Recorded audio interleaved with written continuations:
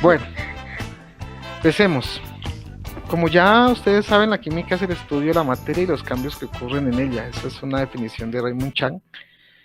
Por si de pronto alguno va a decidir estudiar química o alguna área y tiene que ver alguna química general, así sea uno y dos, sobre todo aquellos que les gusta las medicinas o la ambiental, o bueno, así mismo la veterinaria o zootecnia. Hay un libro que uno, así como en álgebra hay un libro que todo el mundo conoce y hay memes y todo que llama la álgebra de Baldor. En química en general hay un libro que es el de Raymond Chan, ¿sí? Entonces, Raymond Chan define, obviamente un científico japonés, que la química es la estudia de la materia y los cambios que ocurren en ella, ¿sí? Eso lo definió Chan, y eso normalmente uno parece como loro diciéndolo desde sexto séptimo cuando empieza a ver la química. Entonces, de acuerdo a eso, la química es la ciencia que trata la composición y propiedades de la materia, eso de acuerdo a Petrucci. Ahora, la química, nosotros tenemos en cuenta que como estudia la materia tiene dos tipos de propiedades, ¿sí? Las propiedades físicas y las propiedades químicas. Las propiedades físicas de una sustancia son las características que se pueden observar o medir sin cambiar la identidad de la sustancia. Por ejemplo, la expansión de un gas, o cuando usted coge la leche y convierte en helado, lo que está haciendo simplemente es un cambio físico, ¿sí? O sea, está pasando de estado líquido a estado sólido. Pero si usted deja descongelar ese helado de leche, bueno, usted dirá, ¿y azúcar? Bueno, está bien, y azúcar. Sencillamente obtiene otra vez leche líquida y azúcar, ¿sí? O sea, no hay un cambio, no hay una transformación.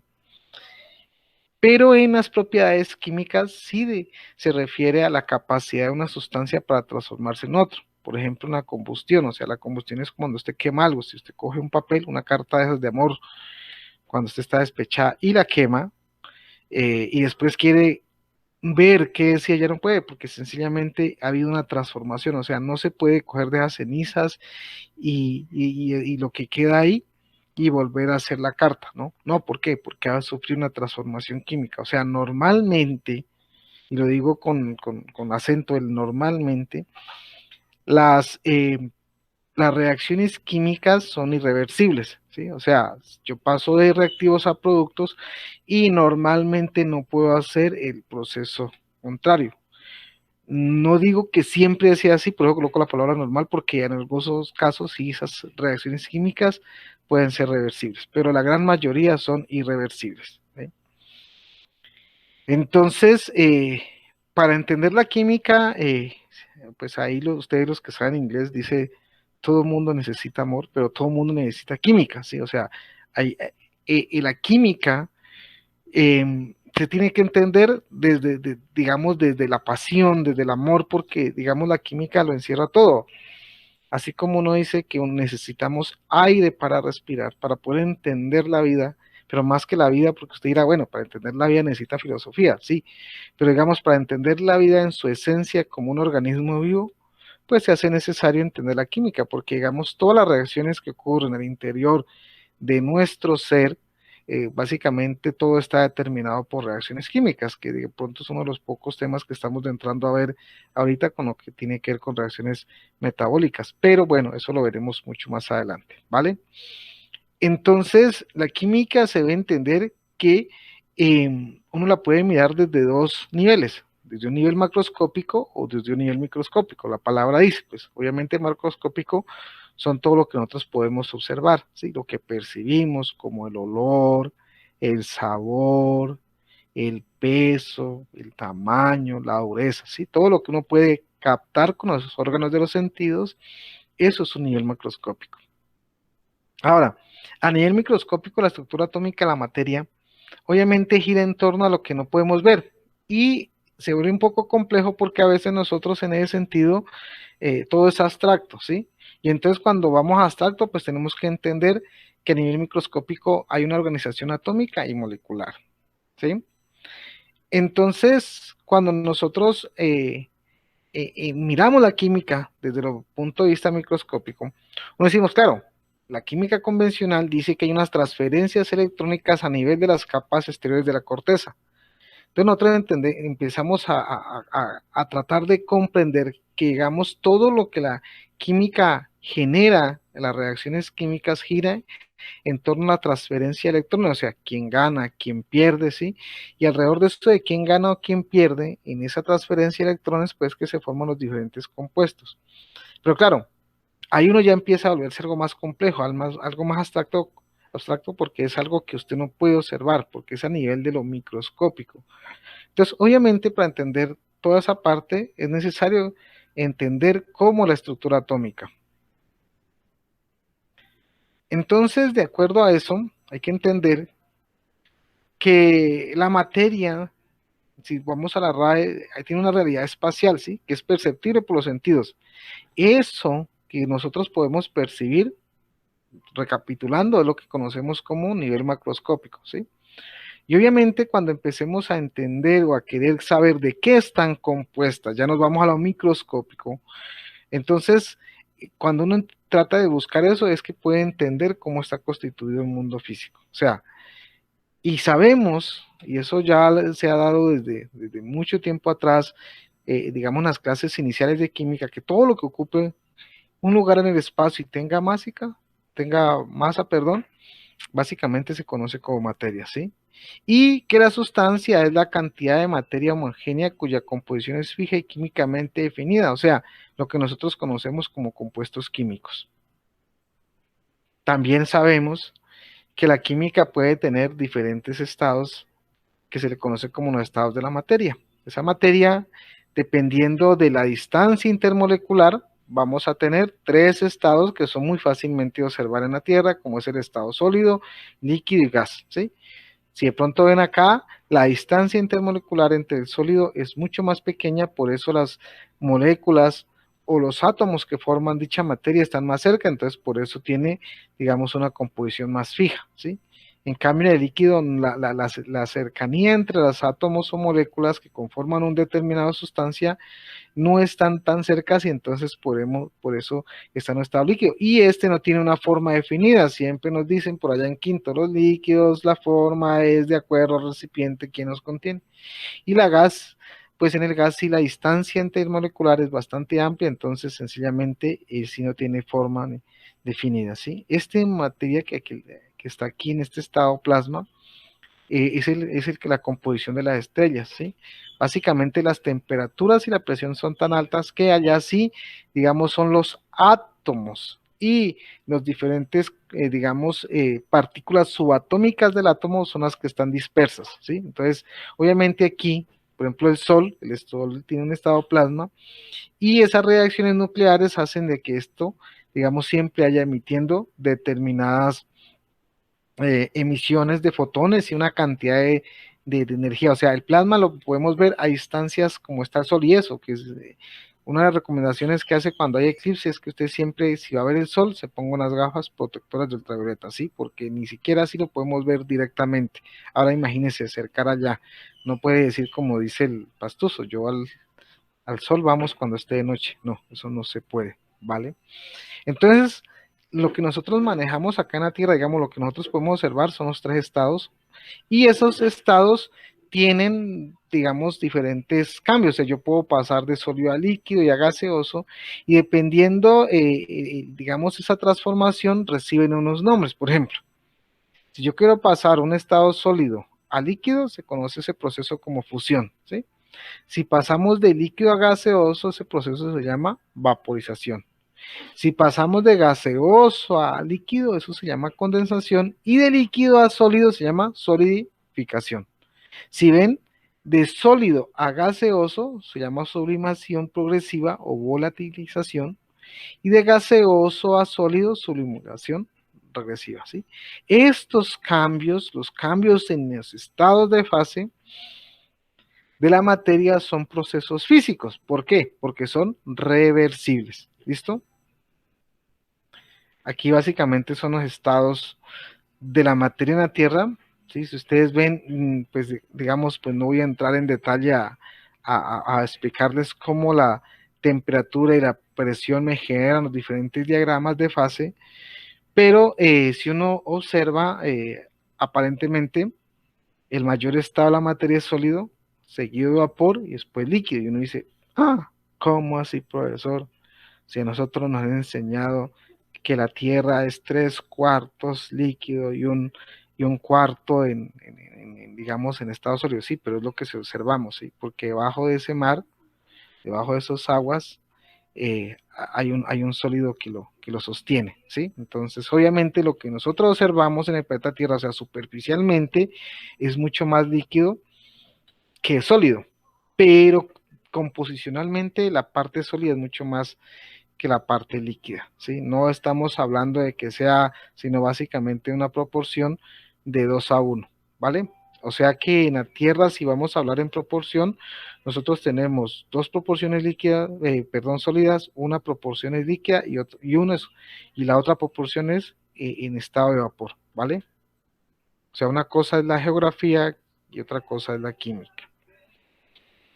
Bueno, posteriormente, ya cuando, y de eso de los estados sólidos y líquidos, se hacen muchos ejercicios cuando uno viene por allá en sexto, séptimo, y también en ese tiempo uno empieza a hablar lo que tiene que ver con la clasificación de la materia, ¿sí?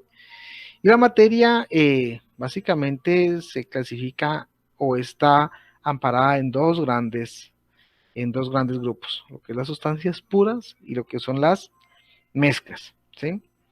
Entonces, nosotros sabemos que las mezclas básicamente, pues obviamente las propiedades físicas no son definidas. ¿Por qué? Porque la proporción de las sustancias que componen una mezcla no están definidas. Pero si se hace una separación de las mezclas, nosotros podemos obtener ¿qué? Sustancias puras. Y las sustancias puras sí tienen propiedades físicas definidas. Cuando nosotros hablamos de propiedades físicas, se acuerda que nosotros estábamos viendo, digamos, los pasos, los cambios que tiene la materia de acuerdo a sus propiedades físicas. Entonces quiere decir que punto de ebullición, punto de fusión, punto de congelación, sí, esos puntos donde esa materia pasa de un líquido, digamos, de un estado a otro, son lo que conocemos como propiedades físicas. También la solubilidad, podemos ver en la capilaridad, bueno, eso lo veremos un poquito más adelante, ¿vale?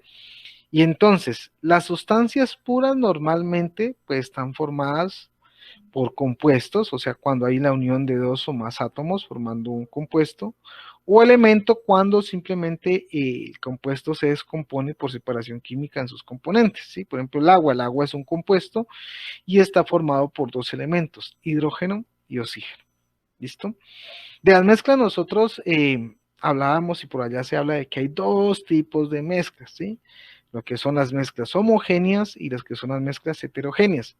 Las mezclas homogéneas, pues hablamos de una composición uniforme, que siempre decíamos son aquellas que se ven en una sola fase, ¿sí? Por ejemplo, el agua con azúcar, la gaseosa, la cerveza, la leche, ¿sí? Son mezclas homogéneas porque usted sencillamente no ve los componentes, ¿sí? Y las mezclas heterogéneas, pues obviamente es una composición que no es uniforme, y sacábamos ejemplos de por allá atrás. Acuérdense, estamos haciendo un viaje alrededor de lo que se ha visto en química en el bachillerato. Entonces nos hablábamos de sancocho, el arroz con pollo, digamos, de la ensalada de frutas, etcétera, etcétera. Bueno, un poco de ejemplos que clasificábamos, ¿vale? Y esas mezclas heterogéneas, pues hay de dos tipos, los que son los coloides y las suspensiones.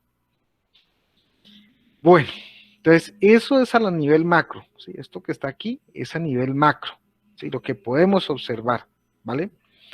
Pero bueno, entonces ya cuando nos vamos al nivel micro, nosotros, la gran pregunta es, ¿cómo está formada la materia? ¿Sí? Entonces empezamos a postular que la materia está formada por átomos iguales o diferentes en cualquier proporciones, ¿sí? Que obviamente las sustancias están formadas por átomos iguales o diferentes en una proporción definida. Entonces nosotros cuando empezamos a hablar de átomos hablamos de los elementos, ¿sí? Inclusive para llegar al concepto de átomo uno hace una dramatización de lo que fue Demócrito y Leucipo y cómo llegaron a esa conceptualización del átomo, que es la mínima parte de la materia que conserva todas sus propiedades, que cuando lo dijo Demócrito y Leucipo, estos dos filósofos, se planteaba de que de ahí para allá no se podía dividir, pero obviamente después ya vinieron otros científicos, hicieron más experimentos como Rutherford, Niels Bohr, entre otros, y encontraron que el átomo es indivisible. Ustedes ya muchos de los que están aquí ya saben que el átomo pues obviamente tiene tres subpartículas principales, que no son las únicas, tiene mucho más, pero las tres subpartículas pues son las que digamos nosotros estudiamos en el bachillerato, que ya son los protones, electrones y neutrones, ¿vale? Entonces, pero sigamos acá. Entonces, nosotros sabemos que las sustancias están formadas por átomos, de eso se trata la química. Por ejemplo, en décimo, pues usted ya trabaja con compuestos teóricamente bueno, en el papel. Y sabemos que esos átomos iguales forman elementos y que esos elementos están clasificados en una tabla periódica y donde normalmente los más conocidos son 118, ¿sí? Y que los compuestos químicos están formados por entidades iguales de agrupaciones de átomos. Por ejemplo, ¿cómo así eso? Por ejemplo, el H2O. Siempre la H2O, que es el agua, va a estar formada por dos átomos de hidrógeno y un átomo de oxígeno. Punto. ¿Sí? Dentro de los átomos, digamos, de los elementos que más abundan en la Tierra, pues tenemos el oxígeno, el carbono o el sílice. Digamos, esto es lo que tiene que ver con una parte del agua, esto es lo que tiene que ver con la parte de la Tierra, ¿vale? Pero y esta es la tabla de los elementos, la tabla periódica. Normalmente los más comunes son los 118 y con ellos empezamos a hacer todo un poco de trabajo. ¿Ya? Algo, pues digamos como para recordar, aquí en el cursor estoy mostrando este triángulo, aquí no está señalado, normalmente en unas tablas esto viene verde, y a este triangulito de aquí nosotros le denominamos elementos no metálicos, y todo lo demás para acá, a excepción del hidrógeno, le decíamos que eran elementos metales, ¿sí? Los de este grupo aquí son los gases nobles y ellos sí no se, digamos, no se juntan con nadie porque ellos son pinchados. No mentiras, ellos ya tienen una configuración estable, entonces ellos no necesitan electrones en su última capa para poder, digamos, estar sin unirse con ningún otro, ¿vale? Y entonces resulta de que en la presentación de los diferentes elementos, pues digamos uno encuentra elementos que están en estado sólido, como el sodio, o en estado líquido. Y claro, uno dice, bueno, ¿y esas propiedades de qué depende? Porque claro, una de las preguntas, por ejemplo, el mercurio, que es uno de los elementos que más me parece interesantes de los de la tabla periódica, porque el mercurio cumple todas las funciones de un metal, pero es líquido, ¿sí? Normalmente usted le hablan de metal y uno piensa en una moneda, en una varilla, en una puerta, en una ventana, ojo, metálicas obviamente, en un marco, los que les gusta las bicicletas o en las motos, uno piensa en metal y uno obviamente su cabeza le suena con algo duro, resistente, o por lo menos medianamente resistente, pero uno piensa en el mercurio y es un metal líquido, y uno dice, bueno, ¿y ahí qué? ¿No? Tiene todas las propiedades de los metales, entonces, ¿de qué dependen de que sea sólido, líquido, lo otro? Pues básicamente de las propiedades, ¿sí? Y esas propiedades tienen que ver en cómo se distribuyen, digamos, cómo se distribuyen los átomos que forman ese compuesto en el espacio, ¿sí? Y mire que tiene mucho que ver con nosotros, si pensamos, ustedes ya son el 11, ya son personas un poco más maduras, eso, bueno, por lo menos hay que tener acto de fe en ese sentido.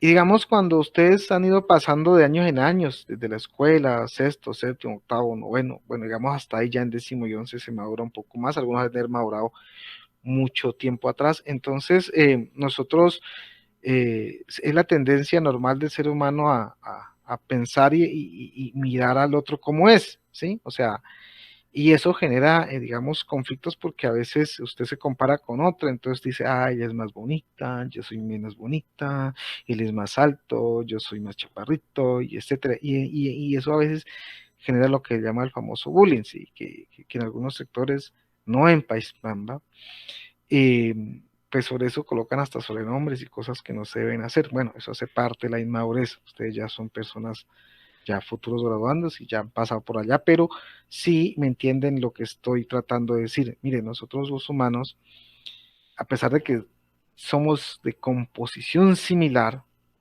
¿sí?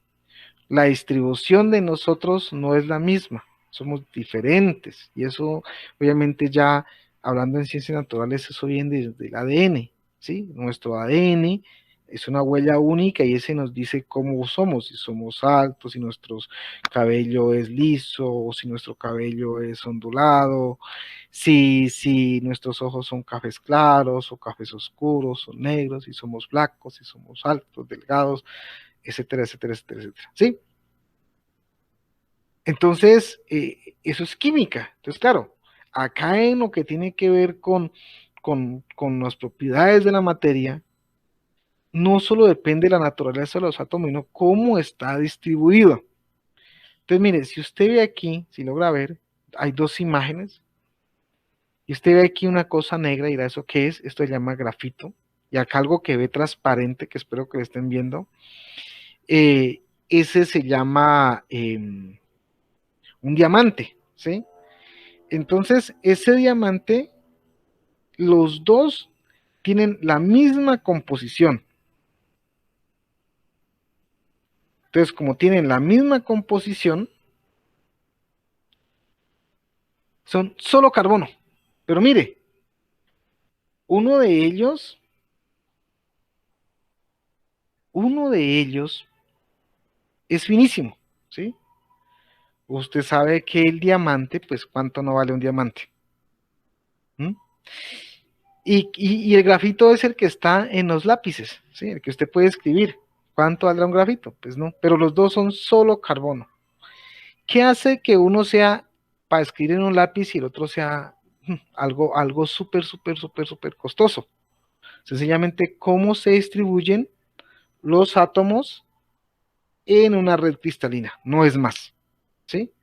Entonces, ¿de qué depende? ¿Las propiedades solamente depende de la naturaleza de los átomos? No, depende de cómo estén distribuidos a nivel, digamos, lo que tiene que ver en la parte espacial, ¿sí? Es como nosotros, carne, huesos, o sea, si nosotros nos quitamos la carátula y toda esta piel, somos similares, ¿sí? Pero hay una manera diferente en que nuestros átomos, nuestros y todos los compuestos, proteínas que nos forman, se han distribuido de forma diferente y somos diferentes. Pero no solamente, no depende de la naturaleza de los átomos, sino de cómo están distribuidos espacialmente. Entonces aquí, por ejemplo, tenemos, mire, todos son carbonos, mire el diamante, cómo tiene una distribución espacial, y mire cómo se distribuye, digamos, los carbonos que forman el grafito. ¿Sí? Esto es súper caro, esto pues, digamos, es económico, aunque los dos son útiles. Este es útil para chicanear o para demostrar que tiene dinero y este es útil porque con él usted aprendió a leer y a escribir y bueno, a dibujar, los que son buenos para dibujar. Yo nunca aprendí eso, entonces no fui. Entonces, mire, entonces aquí, y entonces esa distribución, digamos, en el plano espacial, está determinado por enlaces, ¿sí? Entonces, tenemos tres tipos de enlaces, que son los iónicos y covalentes, y el enlace metálico. Y cada uno de ellos tiene una determinada estructura. Por ejemplo, el iónico, pues tiene una estructura iónica, y el covalente, pues, tiene las moléculas simples, que son las que siempre estudiamos, que las de 3, 4, 5 compuestos, las que ustedes componen sacando pesos moleculares, o las gigantes, que a veces simplemente las mostramos, ¿sí? Que cuando ya el profesor está un poco cansado y quiere que se demoren un poquito, entonces ya pone esas C70, H, 140, magnesio 12, oxígenos 14, nitrógeno 6 y cloro 8 y dice, saquen el peso molecular mm, con todas las décimas. El profesor necesita descanso, entonces dice, es que el profesor necesita descanso, por eso me puso esta molécula tan gigante, ¿sí? Dentro de esto nosotros veis que ya sabemos y recordamos, no vamos a entrar en detalle, quizás ahorita en las preguntas, que ese enlace iónico, nosotros aprendimos o por lo menos vimos que eso nos determina la diferencia de electronegatividad, ¿sí? Todo aquello que sea, la electronegatividad sea mayor a 1,7 es iónico y todo lo que sea hacia bajo de 1,7 es un enlace covalente, ¿sí? Bueno. Entonces, ¿cómo está formada la materia? Vamos a concluir, dice. Por átomos que se unen para formar elementos, ya sabemos que se pueden se pueden unir de diferentes formas y que esas unión de diferentes formas, pues, es lo que se combinan para formar moléculas, ¿sí? Que obviamente estas moléculas interaccionan formando sustancias y que se mezclan para formar mezclas complejas, ¿sí? Y que de acuerdo a esa distribución, digamos, vamos a tener muchas diferentes sustancias y diferentes maneras de ver la materia en el nivel macro. Entonces, cuando nosotros hablamos de esas propiedades de la materia, porque estábamos diciendo, bueno, las propiedades materias de la materia, ¿de qué dependen? Dependen de los átomos, de su, digamos, de su naturaleza o de qué más. Ya vimos que no. Que además de la naturaleza de los átomos, también depende de cómo se organicen en el nivel de la formación de los compuestos, ¿vale?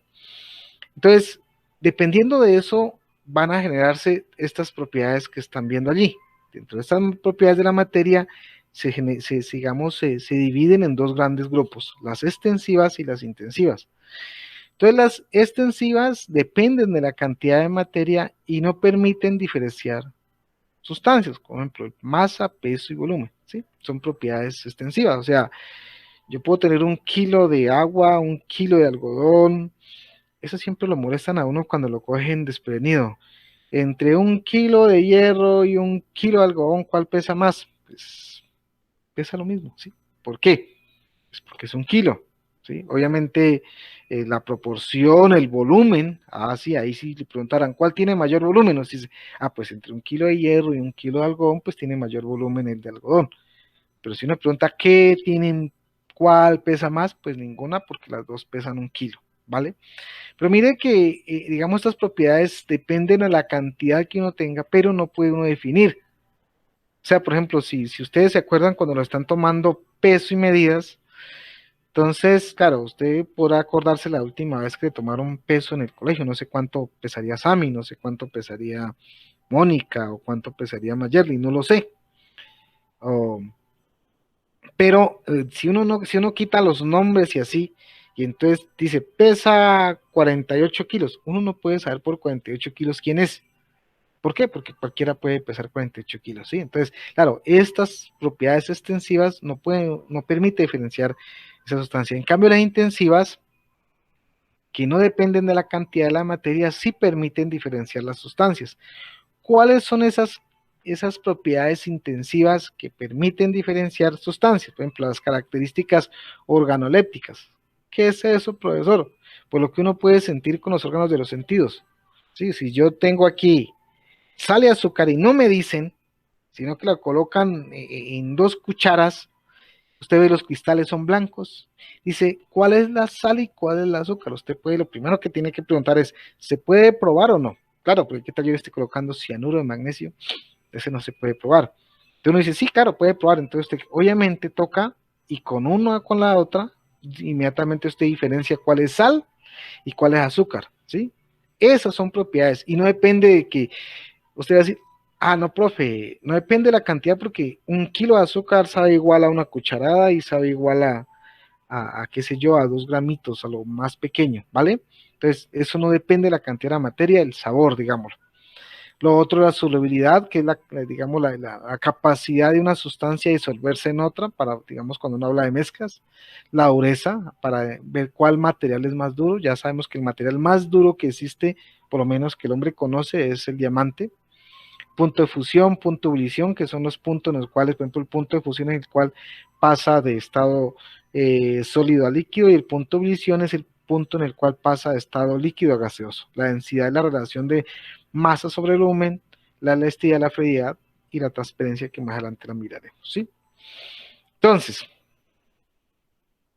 de acuerdo a esas propiedades, también, digamos, nosotros tenemos que diferenciar cuáles son los cambios físicos y químicos. Ya lo habíamos mencionado con anterioridad, que un cambio físico no cambia la identidad química de la materia, o sea, que la materia sigue siendo la misma composición. En cambio, cuando hay un cambio químico, pues sí hay un cambio digamos, en la composición química, ¿sí?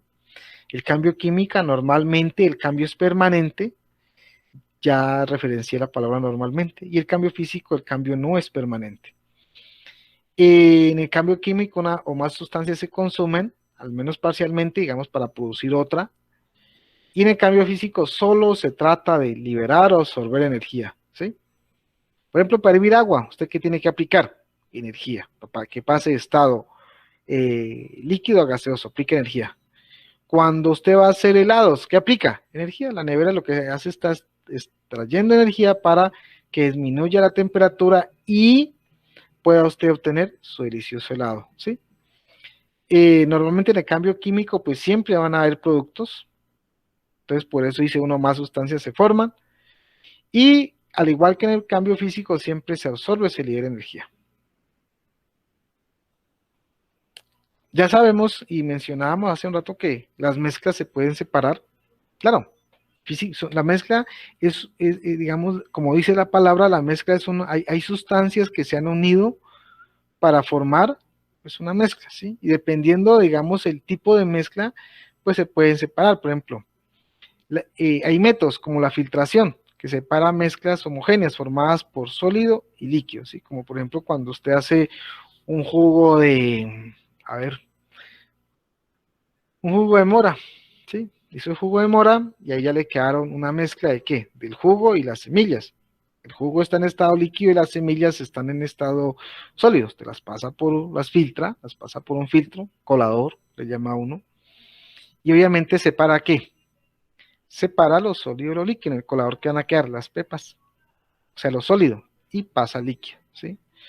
La evaporación, pues, para separar mezclas homogéneas formadas por sólido y líquido. Por ejemplo, cuando usted coge el agua y agrega sal, la sal es sólido, la mezcla, o sea, la disuelve, usted ya no ve la sal, pero para separar lo único que hace es sencillamente evapora. Entonces evapora toda el agua y la sal va a quedar allí. ¿Dónde? En el fondo del recipiente que usted está hirviendo, ¿vale? La decantación, no, la decantación sencillamente es un proceso como el que hacen en los acueductos, ¿sí? Eh, donde se deja que se repose y entonces lo de menos densidad va hacia abajo, ¿vale? Bueno, destilación es el proceso, eso lo vimos cuando ya por allá se mencionó cuando se va a separar líquidos, con diferentes puntos de ebullición se trabajó en lo que tiene que ver con los petróleos, ¿sí? Y la disolución es para disolver. Bueno, como el profesor ya cansó de hablar, entonces vamos con el primer ejercicio y la primera pregunta. Pero espérame, yo hago acá algo.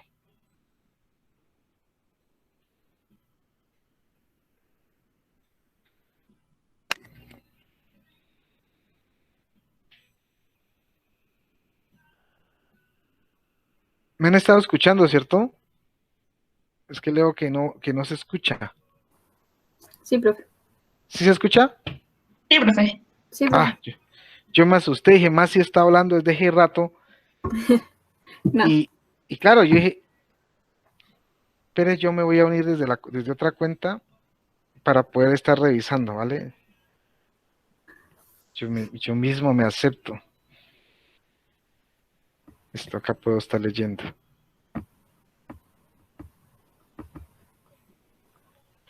Bueno, entonces, vamos a la pregunta.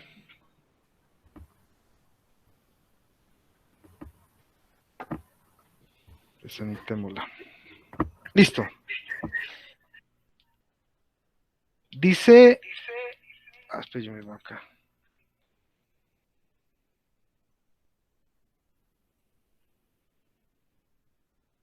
Bueno, ya no me escuché. Dice, la siguiente ecuación representa la reacción química de la formación del agua. ¿Sí? Ahí está. 2H2 más oxígeno producen 2 moléculas de agua. ¿Sí? Entonces, aquí está la representación molecular. ¿Sí ven? Esta es una molécula de H2, esta es otra molécula de H2, esta es una molécula de oxígeno. Se han unido y forman el agua. ¿Cómo yo sé si la reacción está balanceada? Como lo que trabajamos el año pasado. Mire, cada partecito de esta es un átomo. Entonces aquí ya vemos 1, aquí hay 4, ¿sí? ¿Cuentan 4? Acá hay 2, 6. ¿Cuántas deberían de ver acá? 6. Y efectivamente aquí hay 3 y aquí hay 3, da 6, ¿vale? Entonces, ¿qué está preguntando? ¿Cuál de las siguientes opciones muestra correctamente los reactivos de la anterior reacción? Entonces, me responden en el chat. Si la A, la B, la C o la D. Están preguntando cuáles son los reactivos.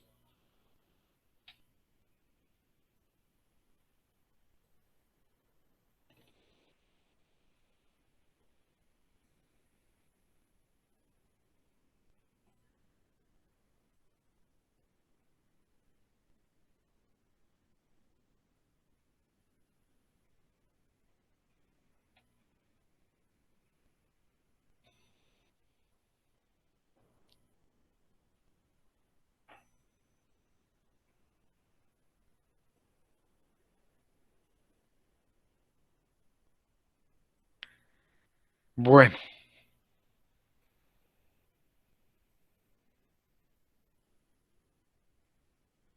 Mayerly está.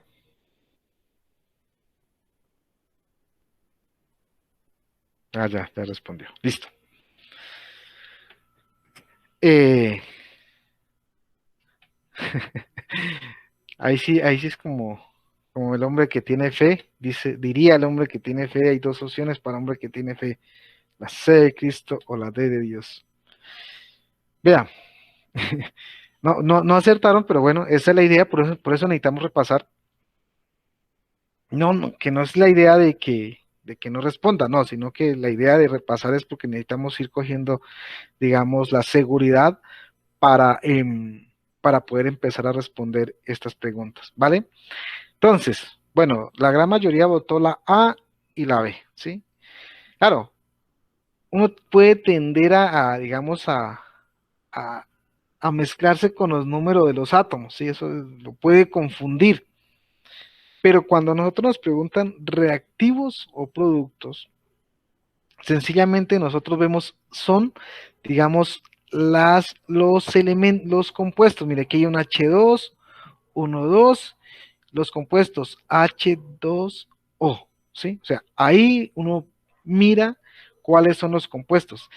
Este numerito como el 2 y el 2 son coeficientes estequiométricos. Eso lo que están es balanceando, ¿sí? Si nos hubieran preguntado, porque aquí dice, ¿cuál de las siguientes opciones muestra correctamente los reactivos? ¿Sí? Si dijera los átomos, claro, uno puede decir la A o la B, normalmente sería la A, pero como no me están preguntando cuáles son los átomos, sino cuáles son los reactivos, entonces te va y mira los reactivos, ya sabemos que los que están en este extremo son reactivos y los que están en este extremo de acá de la flecha son productos, entonces uno va y busca cuáles están parecidos a estas sustancias. Y entonces de acuerdo a eso, ¿cuál sería la respuesta? Los leo.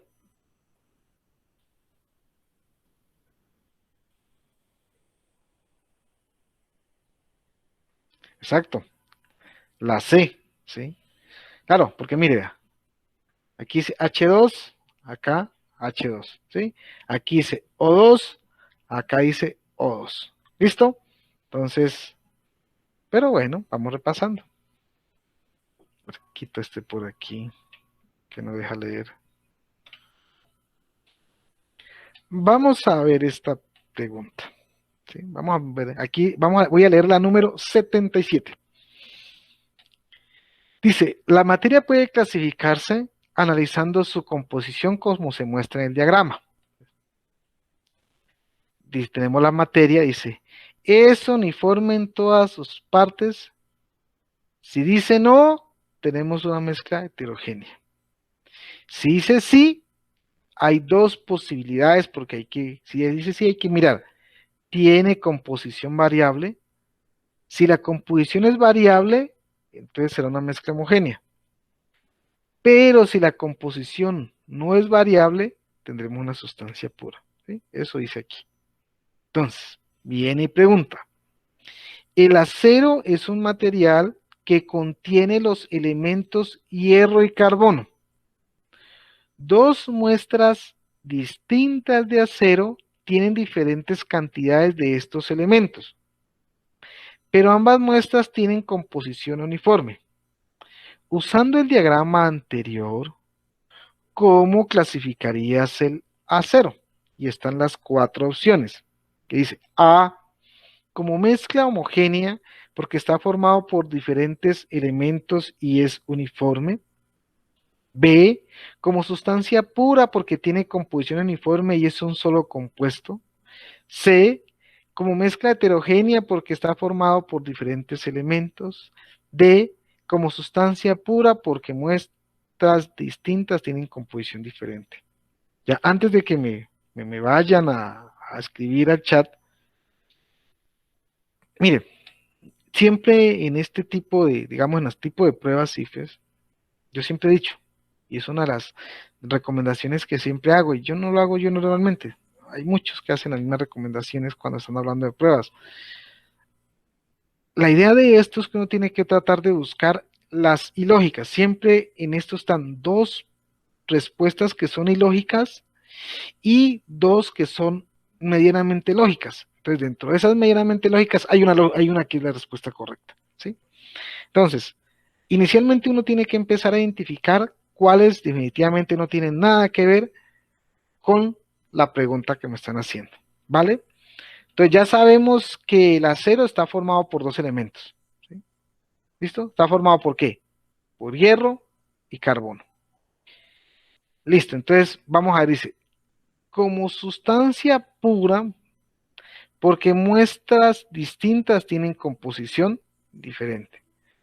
Cuando nosotros hablamos de sustancia pura, quiere decir que donde esté, o sea, la composición siempre va a ser la misma. Uno piensa agua, ¿sí? No importa dónde esté el agua, siempre va a ser H2O, ¿sí? O sea, esta D no la tenemos en cuenta, ¿vale? Y entonces dice, profe, puede ser la B, porque es que la B dice una sustancia pura, porque tiene composición uniforme y es un solo compuesto. Pero acá dice, contiene los elementos, ¿sí?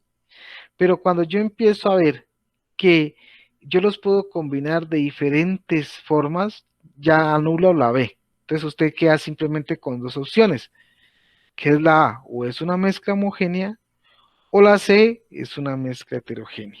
Ahora sí, solamente en esta les doy la posibilidad de eliminar cuál sería la respuesta. Pues los leo.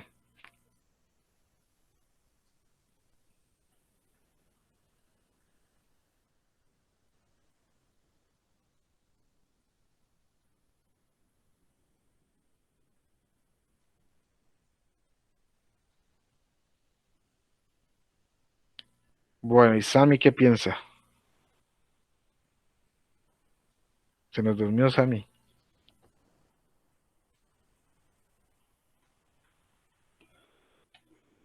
Se fue a tomar tinto. Bueno, entonces, claro, si nosotros miramos, vamos a ver, dice, el acero es un material que contiene los elementos hierro y carbono, ¿sí? Entonces, ¿es uniforme en todas sus partes? Sí, claro. Entonces nos daba, mire, dice, sí, nos daban dos opciones, que fuera sustancia pura o mezcla homogénea, porque ya está acá se descartaba, porque aquí dice, vea, ¿es uniforme en todas sus partes? Sí. Y obviamente entre estas dos ya habíamos abandonado la sustancia pura. Entonces, obviamente la respuesta era mezcla homogénea. ¿Listo? Entonces, Mayerly, puede hablarme. ¿Entendió el por qué es la A y no la C?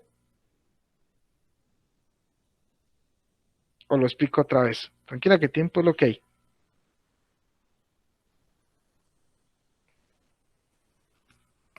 Mayerly, ¿me entendió o lo explico otra vez? Sí, de nuevo, profe. Bueno, entonces vamos. Voy acá a la gráfica, ¿sí? Está viendo la gráfica donde estoy yo moviendo el cursor, ¿cierto? Sí, profe. Bueno, entonces mire, aquí dice materia. Dice, ¿es uniforme en todas sus partes? Dice, sí. Entonces aquí dice, mire, dos muestras distintas de acero tienen diferentes cantidades de estos elementos, pero ambas muestras tienen composición uniforme. Listo, entonces nos veníamos para este lado de acá, ¿vale? Entonces, Ujú. como nos venimos para este lado de acá, solamente teníamos dos opciones, que fuera qué, o una sustancia pura o una mezcla homogénea, ¿ya? Entonces, como decimos que ya sustancia pura la eliminamos, entonces obviamente, ¿cuál respuesta nos quedaba? La mezcla homogénea, ¿sí? Porque era simplemente entre estas dos, ¿vale? Ahora sí me entendió. Sí, señor. Bueno, muchísimas gracias. Vamos a ver, en este 78 dice, en un experimento un sólido de identidad desconocida se calienta y se mide su temperatura cada minuto hasta que se evapora obteniendo la siguiente gráfica. Análisis de gráfica. Entonces, vamos a ver qué dice la gráfica. Él arranca por acá desde -40, va pasando el tiempo, va calentando, y resulta que cuando llega a 0 grados, ¿qué pasa? Hay un cambio, ¿sí? Cada que uno ve estas gráficas de temperatura y tiempo, cuando ve un valle, es un cambio. Entonces, aquí en 0 grados pasó de ¿qué? De sólido a líquido, ¿sí? En 0 grados pasó de sólido a líquido. Eso significa que hay una temperatura de fusión, o sea, la temperatura de fusión de aquí es ¿cuánto? 0. Después se siguió calentando, la temperatura fue subiendo, el tiempo fue pasando, ¿y a dónde hay otro valle? Aquí a 100 grados. Está pasando de líquido a ¿qué? A gas. Eso se conoce como punto de ebullición. ¿Cuál es el punto de ebullición de aquí, de este líquido? 100, ¿sí? O sea, tenemos punto de fusión 0, punto de ebullición 100. Dice, para identificar el sólido se cuenta con los siguientes datos. Aquí tenemos 4 datos. Dice, benceno, agua, acetonitrilo, 2-butanol. Entonces, la temperatura de fusión dice que es 5.5, el agua 0, el acetonitrilo -45, el butanol 115. Fusión. Y la temperatura de ebullición dice que el benceno es 80, que 80.2, el agua 100, y el acetonitrilo 80, y el 2-butanol también ebulle a 100 grados, dice. ¿A qué sustancia corresponde el sólido inicial? Esta que está acá. A, al benceno, B, al agua, C, al acetonitrilo, D, al 2-butanol, ¿sí? Como estamos mirando y estamos tratando de eliminar las que no, digamos, las que no son lógicas, entonces usted al menos lo único que hace dice, ¿cuál de estas se repiten los datos, cierto? Por ejemplo, este, aquí no hay ninguno que repite, ¿cierto? Y aquí, ¿cuál se repite? El 100, y usted acá el 100 lo tiene aquí, ¿cierto? ¿Sí lo miran? O sea, este es el punto de ebullición, ¿no? 100, y este de sólido a líquido es el punto de fusión. Entonces aquí por lo menos repite el punto de ebullición que es 100. Entonces, ¿cuál es el agua? Y el 2-butanol. Usted viene acá. El agua que es el B y el D que es el 2-butanol. O sea que la A y la C ya no las tiene en cuenta porque solamente usted dice, puede ser el agua o puede ser el 2-butanol. ¿Quién lo define? Pues el punto de fusión. ¿Cuánto es el punto de fusión aquí? 0. Listo. Con esos datos, dígame si es la B o es la D. B o D.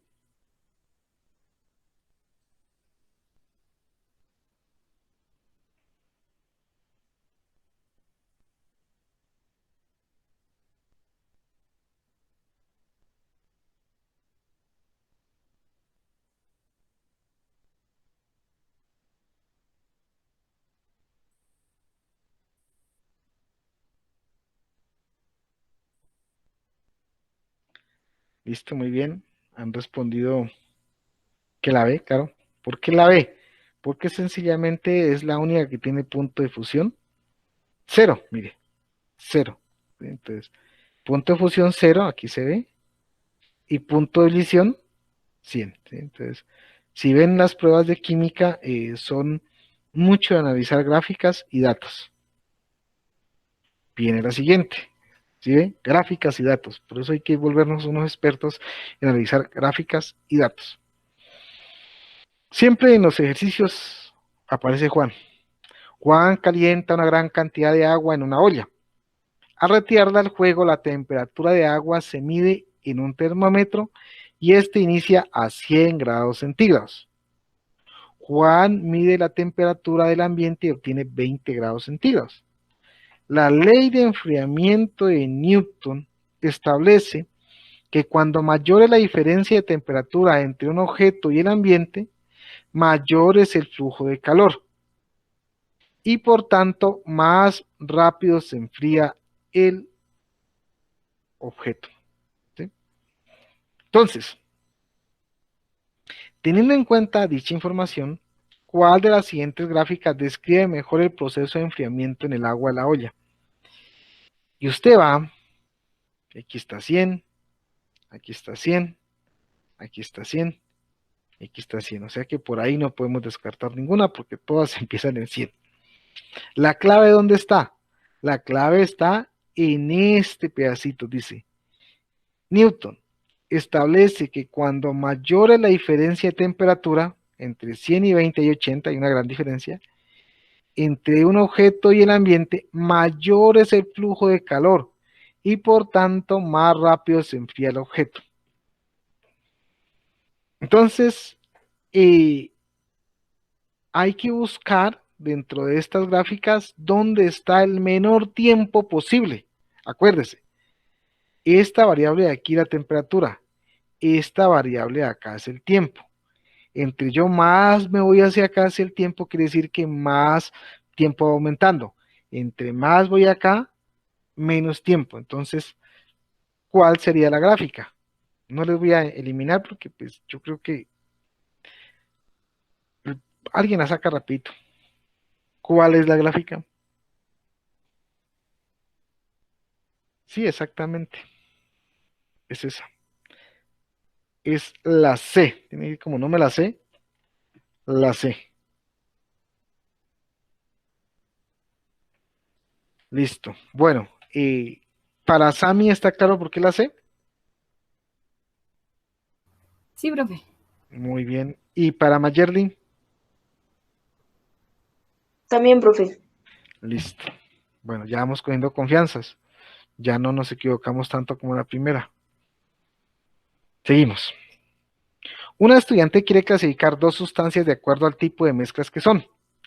Al buscar encuentra que las mezclas homogéneas son uniformes en todas sus partes, pero las mezclas heterogéneas no lo son. La estudiante realiza los procedimientos que se encuentran en la tabla con las sustancias 1 y 2. Sustancia 1. Dice, es un líquido de una sola fase, o sea, no les puedo decir qué es porque allá pregunta qué es, que al calentarlo hasta evaporar por completo queda un solo líquido blanco en el fondo. Eso lo mencioné por allá atrás cuando estábamos repasando. Mire, esta es la fase 1, o sea, hay una sola fase, lo calienta, obviamente lo que está líquido se va y queda el sólido blanco en el fondo del recipiente. Esa es la sustancia 1. La sustancia 2 es un líquido que al ser introducido en un recipiente se observa la separación de dos fases. Aquí está, esta es la sustancia 2. Líquido 1, se ven dos fases, o sea, no se pueden mezclar, hay dos fases, y se puede separar, pues si abre este grifo, esto se llama un embudo de separación, pues fácilmente acá obtiene la fase 2 y la fase 1, lo separó, o sea que esto sí es una mezcla, esto sí es otra mezcla, ¿sí? Bueno, dice, teniendo en cuenta lo observado, al separar las sustancias, ¿qué tipo de mezclas son la sustancia 1 y 2? ¿Sí? Entonces, aquí la A dice, la sustancia 1 es una mezcla homogénea y la sustancia 2 es una mezcla heterogénea. Aquí la B dice, la sustancia 1 es una mezcla heterogénea y la sustancia 2 es una mezcla homogénea. Aquí la C dice, ambas sustancias son mezclas homogéneas. Usted va y la revise. Hay diferencia de fases, no puede ser lo mismo. Ambas sustancias son mezclas heterogéneas. Dicen, no, porque aquí una fase, acá hacen dos. O sea que la C y la D, nada que ver porque son, o sea, sabemos que una es homogénea y la otra es heterogénea. Lo que quiere decir es cuál. Si la una es homogénea o heterogénea, o la dos es homogénea o heterogénea. De acuerdo a esa respuesta, usted puede decir, ¿es la A o es la B? ¿Sí? Ya saben, eliminamos la C y la D, es porque las dos sustancias no son iguales. ¿Sí? Si usted ve arriba, aquí, esta está formada por una sola fase. Y esta está formada por dos fases. Entonces las dos no son iguales. Como decir agua y aceite no es lo mismo que agua y azúcar o agua y sal. ¿Sí? Son mezclas diferentes. Entonces, de acuerdo a eso, si usted ya define esta sustancia 1 qué es y esta sustancia 2 qué es, entonces puede decir, ah, profe, la respuesta es la, y los leo.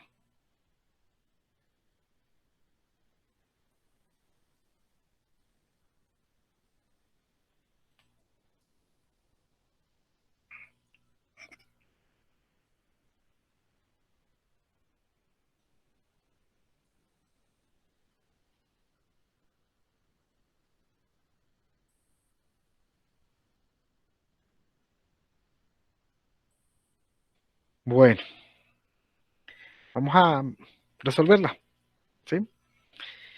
Entonces, miremos. La teoría dice que cuando nosotros observamos una sola fase, esa mezcla es una mezcla homogénea, ¿sí? Y cuando nosotros observamos dos fases, quiere decir que esa mezcla es heterogénea. De acuerdo a eso, entonces, esta sustancia 1 es una mezcla homogénea y esta sustancia 2 es una mezcla heterogénea. Si vemos acá dice la sustancia 1 es una mezcla homogénea, correcto, y la sustancia 2 es una mezcla heterogénea, o sea que por tal motivo, razón, circunstancia, la respuesta es la A. ¿Queda claro, Alison?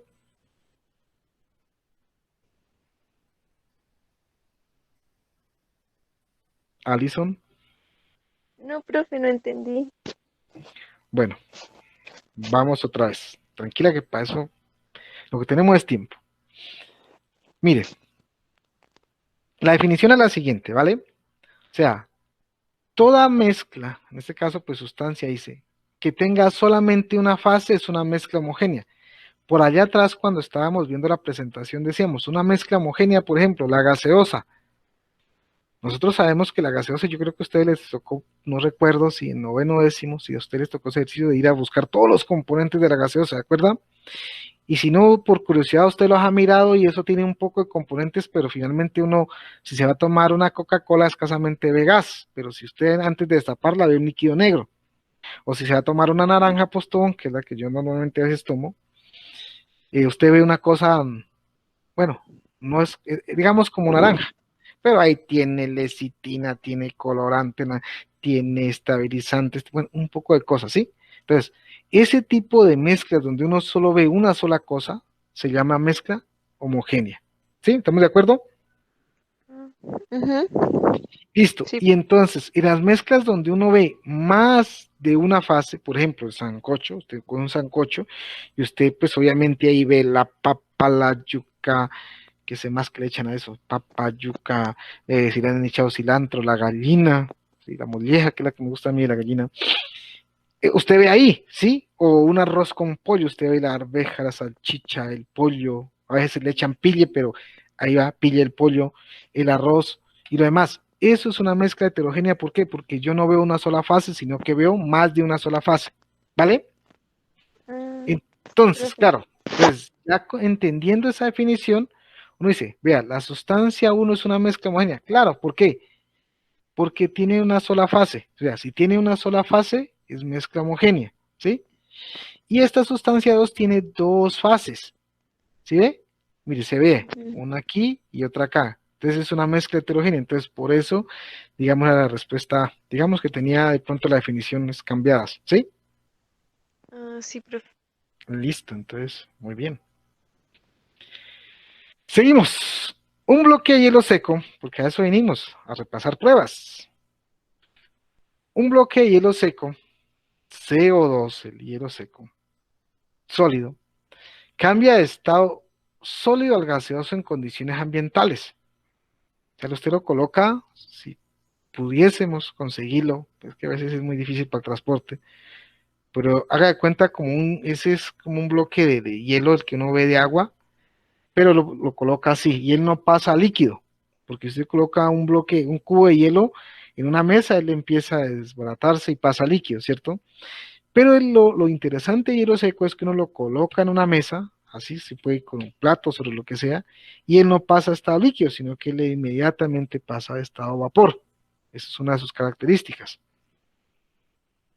Entonces, este cambio de estado determina un cambio de densidad del gas carbónico, ¿sí? Teniendo en cuenta la información anterior, tras el cambio de estado, la densidad, miren, me están preguntando, la densidad del CO2 disminuye ¿por qué? O sea, la densidad. Entonces, antes de irnos a las cuatro opciones, tenemos que pensar que la densidad es la relación entre peso y volumen, ¿sí?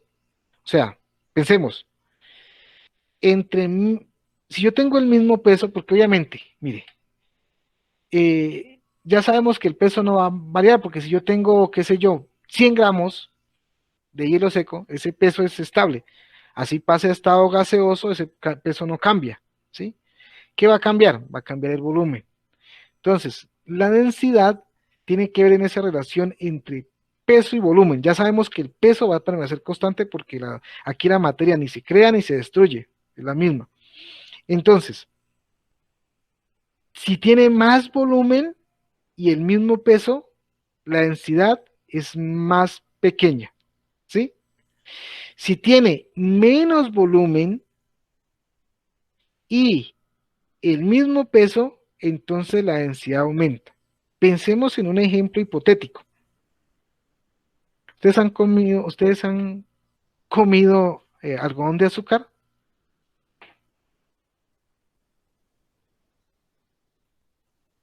Listo. Entonces, el algodón de azúcar normalmente lo venden en las ferias, ¿sí? Es esa cosa que está así, que normalmente el chavo a veces se la pasan comiendo. Y hay un día en un capítulo donde le echa tierra a Kiko, creo, o al revés, bueno, esa cosa. Entonces, piensen en ese algodón de azúcar, él tiene un gran volumen, ¿sí? Porque es lo que se coge es el azúcar y a través del calor se hace un proceso para expandir el azúcar, ¿sí? Pero finalmente, si usted coge un cosito de esos con ese poco de algodón de colores, normalmente a la gente le gusta más el rojo, no sé por qué, pero el rojo le gusta comer más, por eso los bombones rojos se venden más.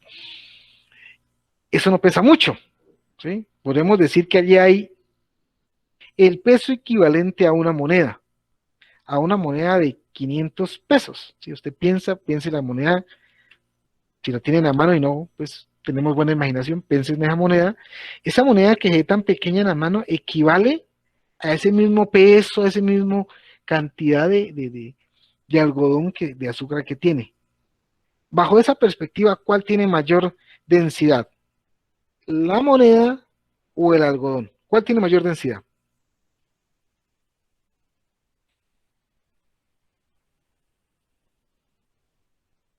¿Cuál tendrá mayor densidad? ¿La moneda o el algodón de azúcar? No, densidad. Densidad. ¿Sí, Mónica? O sea, el peso es el mismo, pero ojo, uno tiene más volumen. ¿Cuál tiene más volumen? ¿El algodón o la moneda? Ojo, volumen es el espacio. No, ¿cuál tiene?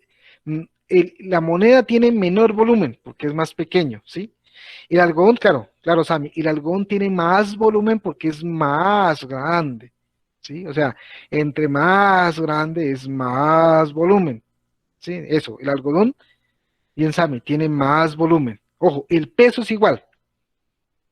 Ahora, ¿quién tiene mayor densidad?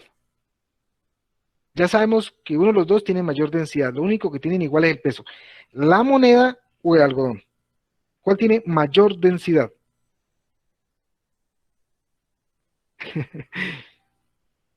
Sammy, estás inspirada. Sí, exacto. La moneda. ¿Sí? Y uno diría, pero profe, yo no entiendo. Métele la muela. ¿Cómo así? Claro, la densidad tiene que ver con la resistencia. Si usted le mete la muela, ¿cuál es más duro? ¿La moneda o el algodón?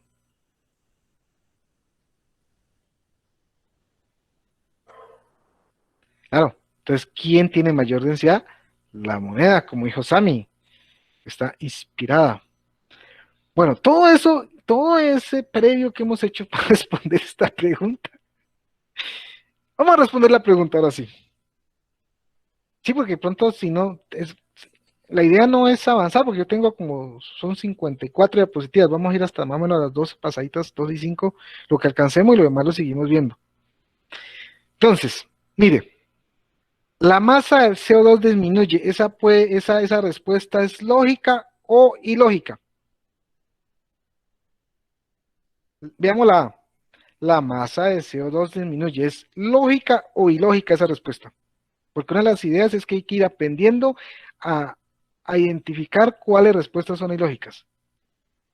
Entonces, ¿esa respuesta es ilógica o es lógica? Los leo. Claro, ilógica, estamos diciendo, el masa no cambia, sigue siendo la misma sustancia. Listo, me parece muy bien. Esta Sami sigue inspirada, muy bien, Mónica. Entonces, la masa de CO2 disminuye, esa ilógica, nada que ver. ¿Sí? B, la distancia entre partículas y el volumen aumenta. Usted se queda pensando y dice, dejémosla ahí quieta. Esa es una posible respuesta. ¿Sí? C, la distancia entre partículas disminuye. ¿Lógica o ilógica? Estamos hablando de la C, ya voy en la C. La B la dejamos ahí quieta porque esa es posible respuesta. Ahora voy con la C. La distancia entre partículas disminuye. ¿Es lógico o ilógica? Los leo sin miedo. Muy bien, claro, ilógica. ¿Por qué? Porque está cambiando. Si cambia de estado, la distancia entre las partículas tiene que cambiar, ¿sí? Además, está pasando, mire, está pasando de un estado sólido a un estado gaseoso. Y por allá atrás miramos y dijimos, ¿recuerda cuando estaban las grafiquitas de sólido, líquido, gaseoso y plasma? Dijimos, cada estado tiene una distancia entre moléculas, ¿sí? Y la distancia entre las moléculas o los elementos o átomos que componen la materia en su estado sólido, la distancia entre ellos es más pequeña.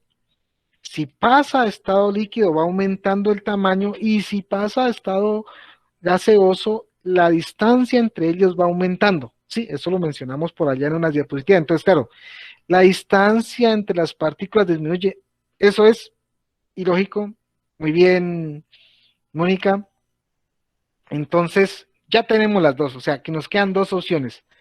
La distancia entre partículas y el volumen aumenta, y la distancia entre partículas aumenta y la masa disminuye. Con eso usted ya sabe cuál es. A ver, dejemos los otros dos a ver por cuál votan, si la B o la D.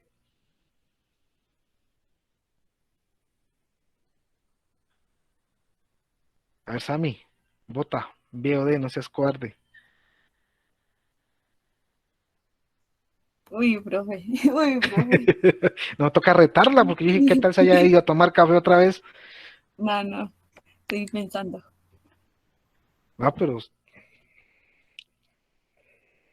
con la A salió, ¿cierto, Mónica? Mónica la sacó con la A. Con la A definió si era B o D.